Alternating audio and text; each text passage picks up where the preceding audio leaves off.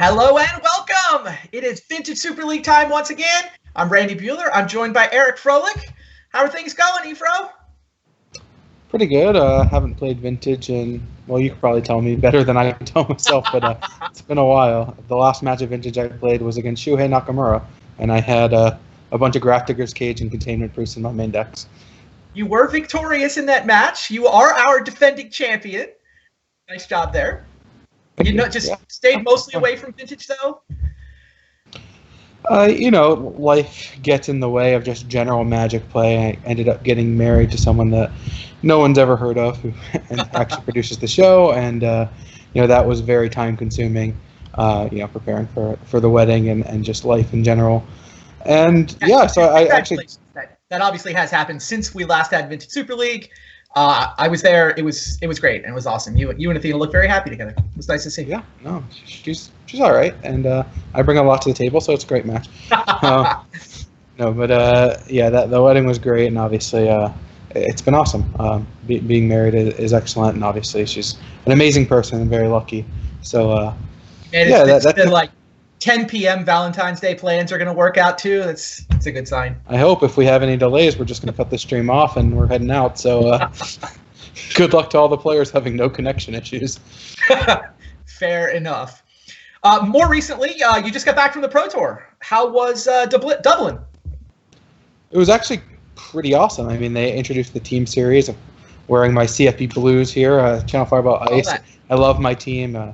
Fantastic group of guys. I actually have worked with Team Channel Fireball for a long time, and then we kind of merged up with Face to Face for a while, and people went their separate ways. And so this is my first Pro Tour testing again with Face to Face, and that group is just incredible. I mean, anyone who's followed the Pro Tour religiously knows that there's not been a team that's even come close to putting up the results a team like Face to Face has. And they're the ones who had the Eldrazi deck, and they're the ones who had the green-white tokens deck that won the Pro Tour, and just the things that they've done are just truly incredible. And not only that, but I mean, this group of guys is just a lot of really good people. And I think that, I've actually worked with them before and didn't realize just like the quality level of the people. I think a lot of that just has to do with myself and, dealing with my own problems and being in my own head and not being as welcoming to, what people bring to the table. But you can't find anyone who's going to say a bad word about a Mike Sigrist or about a Steve Rubin or about a Sam Pardee. Like, these are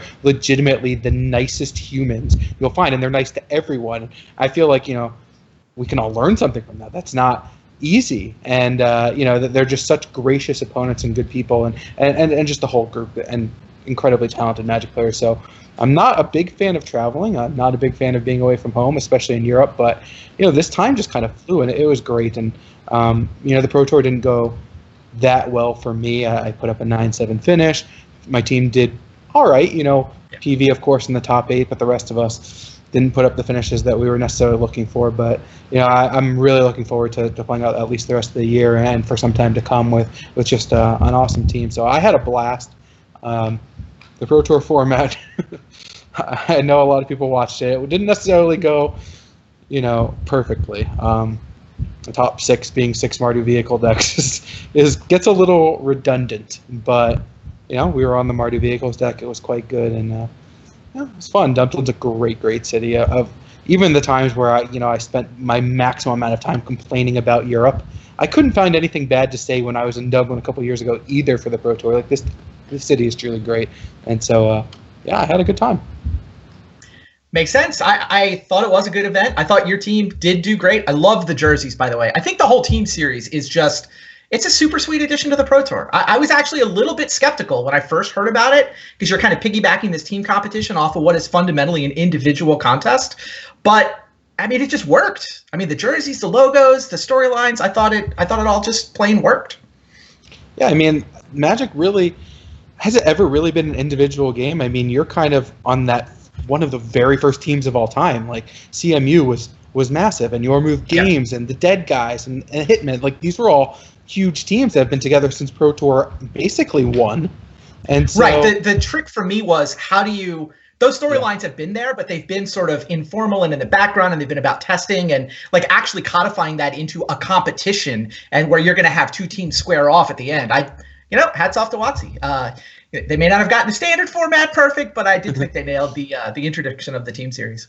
Yeah, I mean, of course, you're the king of storylines, and this is just adding these like great storylines kind of throughout. And because there is so much camaraderie, and there really is a lot of teamwork that goes into every Pro Tour, and there's a lot of friendships, and it just adds those free storylines more or less. Yeah.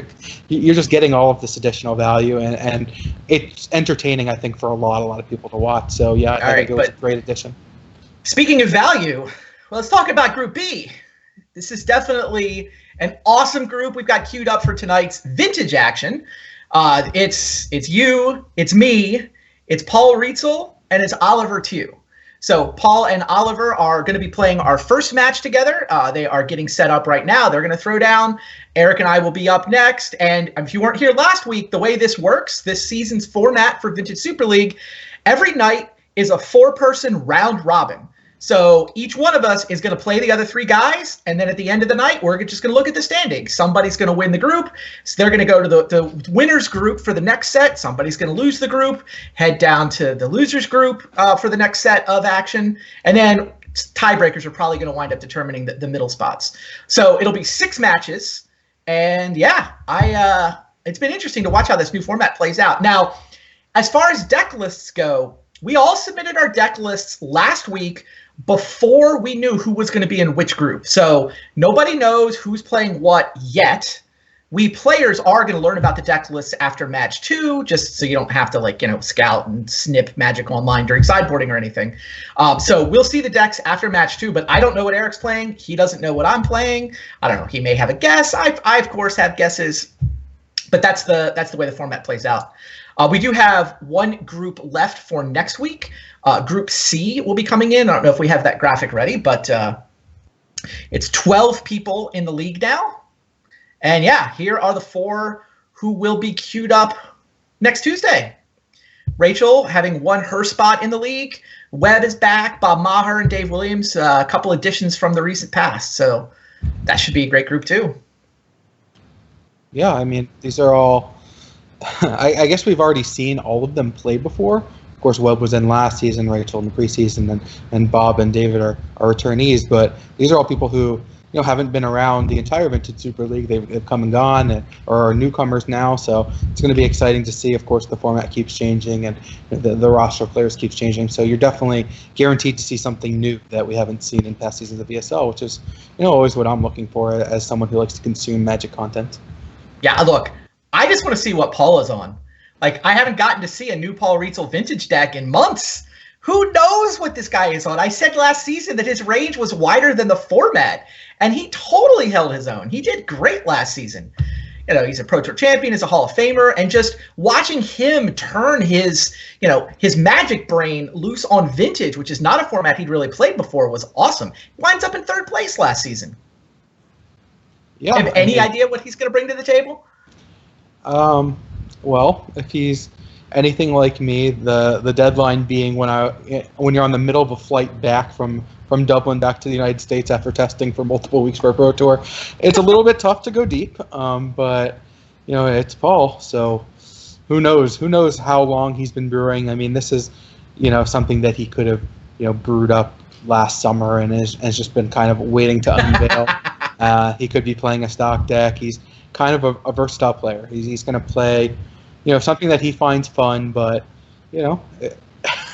whether it's actually good or actually original or actually it could be anything, as you've said. His range is the format. So, yeah, I don't know.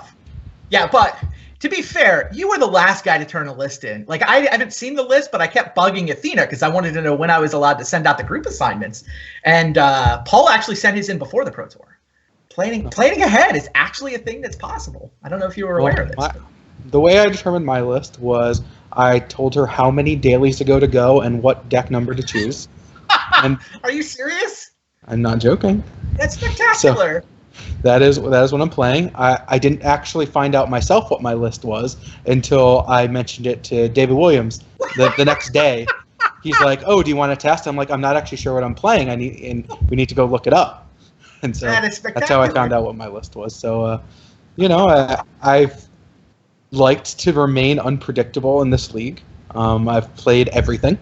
That'll do it. Literally everything. I've played I mean, I played Abzan in the finals with Gideon's in it. So I think I've actually encompassed everything you could possibly play in Vintage to this point. And, now there's new stuff coming out. So the lists were going to change quite a bit, and I wasn't going to get too much time to test because, again, I was in Europe for 2 weeks for the Pro Tour. Sure. I was still on a flight at the deadline. And so, yeah, I'd like to make sure that it's something that, has had a little bit of success and might have some new cards in it. So, yeah, that's how I determine my deck. Awesome.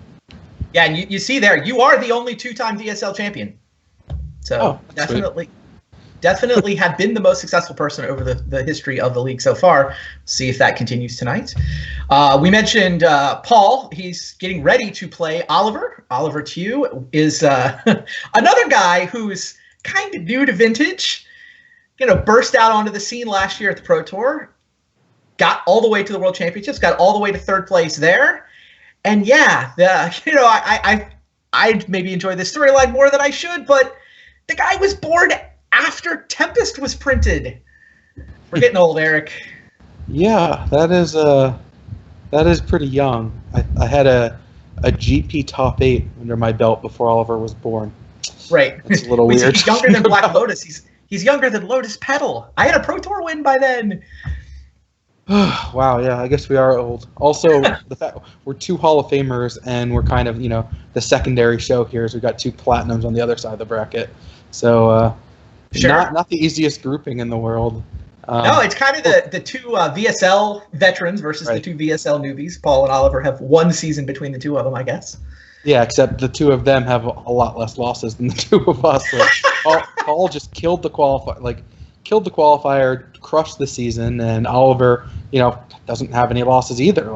He hasn't lost in the format. So, I mean, true. They may not have the experience, but they don't lose a lot of matches. He's got to just be on Mentor, right? I mean, he had so much success in the play-in tournament with pile of broken blue cards that LSV said were good. That was how he described his deck.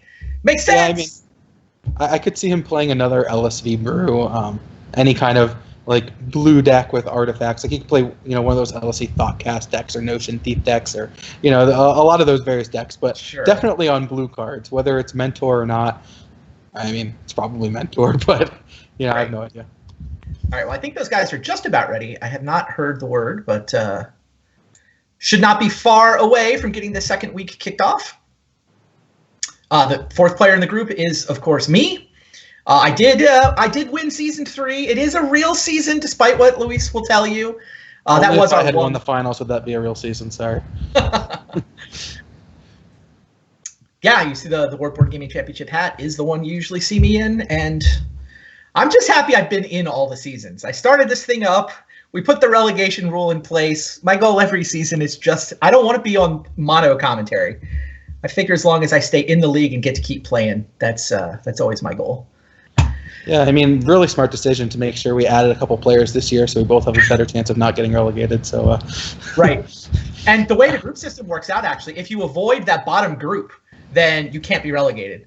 So we'll know it'll be that bottom group. Sure, one of them, whoever wins that group, can still make the playoffs, but whoever loses it, it'll be a high drama show. We're still going to have potentially tiebreakers for that 4th position in the bottom group, right? So we won't everybody tied for last gets relegated down to the play-in tournament. Is how it works. So we could have multiple spots open up. I'm saying, of course, last week we had a bunch of 2-1s, so it's very unlikely that a 2-1 will get to that bracket, but it's possible. And so we won't actually know who the 4th person is in that group until next week, I assume? Correct. Yeah, I guess hypothetically, if all 3 groups are a trio of 2-1s and an 0-3, then the weakest of the 2-1s could wind up in that group. That's true. Yeah, we'll know if that's live pretty soon. So. Yeah, unlikely, but let's start sorting things out. Here we go, guys. It is time for some vintage action.